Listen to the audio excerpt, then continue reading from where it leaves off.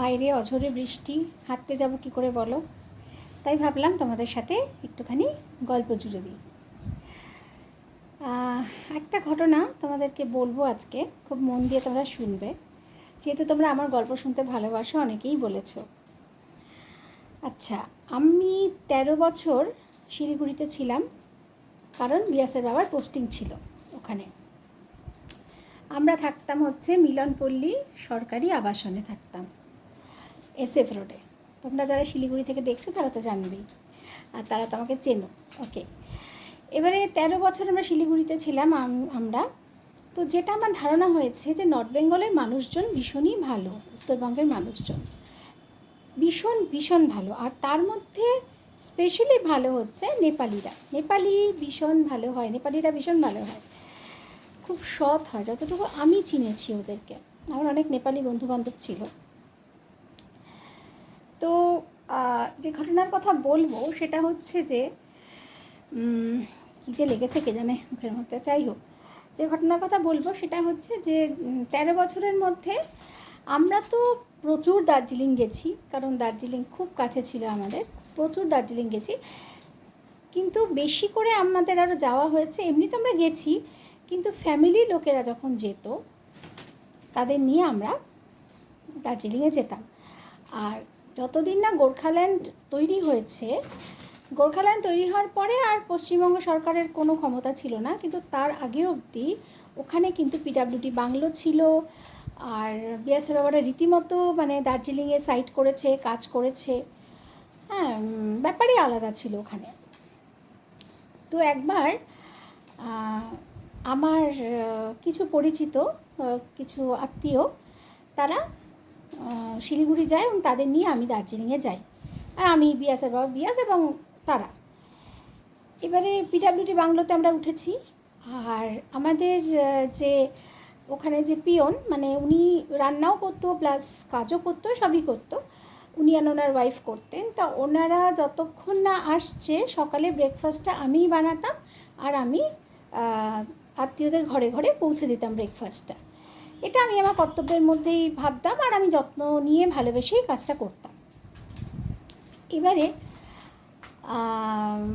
কি হয়েছে, আর যত আত্মীয় স্বজন যেত সবাইকে তারা যে যা চেয়েছে বিয়াসের বাবা সমস্ত কিছু কিনে দিত। চাদর, টুপি, মাফলার, যে যেমন চাইতো, সোয়েটার, সব বিয়াসের বাবা কিনে দিত বিয়াসের ঠাকুমার আবদারে। কারণ বিয়াসের ঠাকুমা তো থাকতো ওখানে, আর সব আত্মীয় স্বজন যেত। যাই হোক, একবার একটা টিম গেছে। তো আগের দিন ম্যাল থেকে বিয়াসের বাবা তাদের প্রচুর, মানে কাপল গেছিলো, তাদের প্রচুর মানে সোয়েটার, চাদর, টুপি, মাফলার সব কিনে দিয়েছিল। এবার রাত্রিবেলা আমরা চলে এসেছি, ম্যাল থেকে ঘুরে আমরা বাংলোয় চলে এসেছি। আর সাধারণত ওখানে 8:30টার মধ্যে সব বন্ধ হয়ে যায়। হ্যাঁ, পাহাড়ের নিয়মই হচ্ছে তাই। শিলিগুড়ি এটা ফলো করে, সকালবেলা সব দোকান টোকান খুলে যায়, বিধান মার্কেট, হংকং মার্কেট সব খুলে যেত। আর দার্জিলিংয়েও তাই। আর মোটামুটি 8টার মধ্যে সব অন্ধকার, শুনশান। এবারে আমরা তো যে যার মতো বাংলায় চলে এসেছি। হঠাৎ করে যে কাপল গেছিলো, তার মানে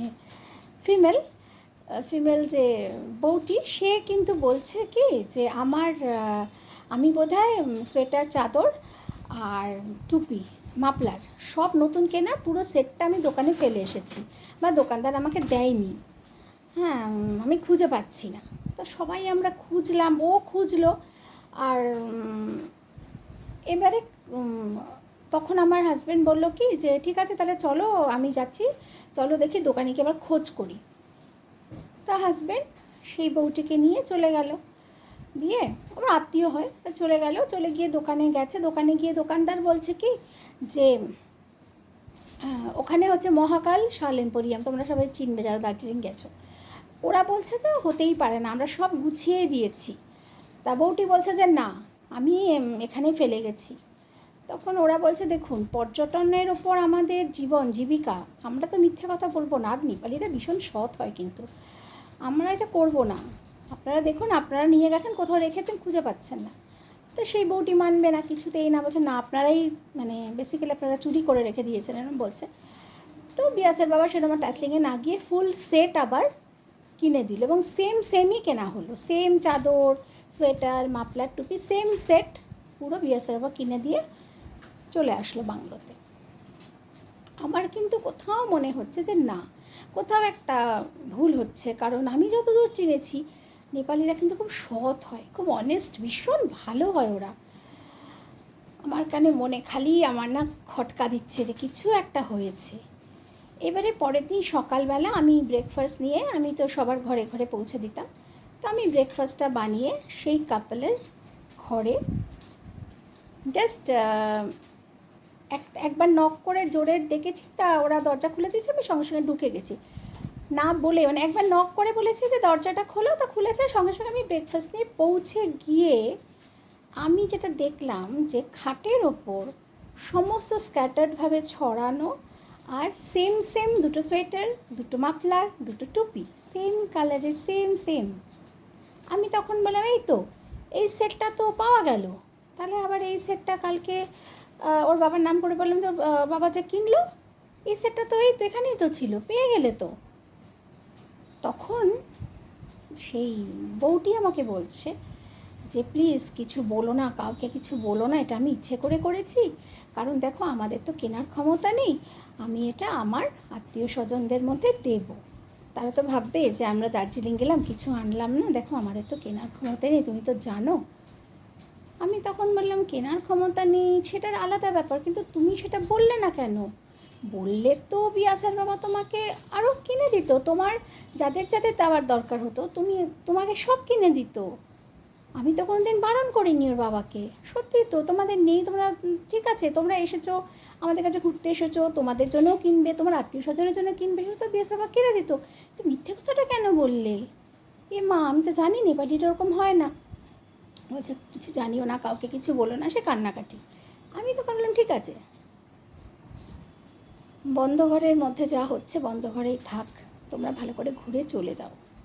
এবার সারা ট্যুরে আমি বেশি কথা বলিনি এদের সাথে, আমার ভালো লাগছিল না।